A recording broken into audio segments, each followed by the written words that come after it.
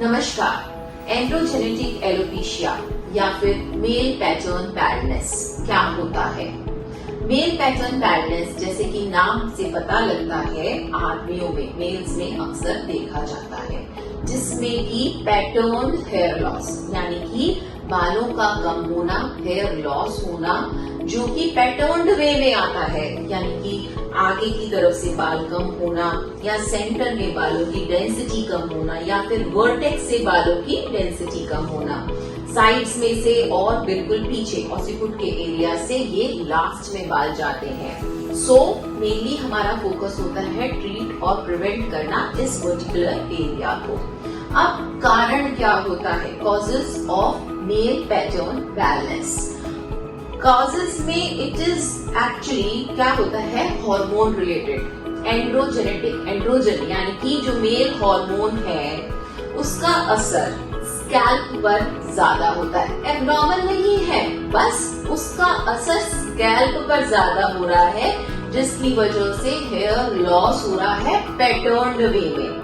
अब जेनेटिक होता है। जेनेटिक में दो तरीके होते हैं, या तो हेरिडिटी है यानी कि पीढ़ियों में चल रहा है, या फिर स्पॉन्टेनियसली भी हो सकता है किसी ने कि मेरी किसी पीढ़ी में नहीं था, अचानक से मेरे अंदर ही ये हेयर लॉस आ रहा है।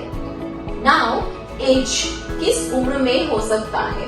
कॉमनली तो 30 से इयर्स एंड अबव उसके अंदर देखा जाता है, मगर 15 से 20 साल की उम्र में भी ये शुरू हो सकता है। नाउ सबसे जरूरी चीज ट्रीटमेंट। ट्रीटमेंट में सबसे जरूरी है जानना कि ये बीमारी नहीं है। यदि कोई बीमारी होगी तो उसे ट्रीट किया जाएगा, लेकिन मेल पैटर्न बैडनेस या एंड्रोजेनेटिक एलोपेशिया में जरूरी क्या है? प्रिवेंट करना।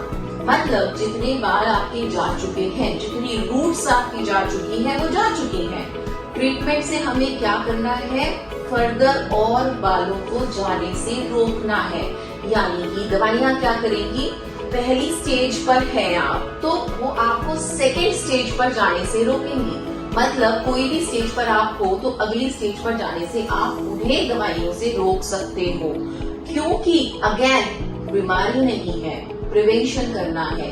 तो इसका ट्रीटमेंट लंबा समय चलता है, एक दिन, एक महीना या एक साल नहीं, ऑलमोस्ट लाइफ लॉन्ग। आपको सपोज 10 साल बाद आपको लगता है नहीं मैं और नहीं करना चाहता, मुझे जरूरत नहीं है, तो आप उसे छोड़ सकते हो।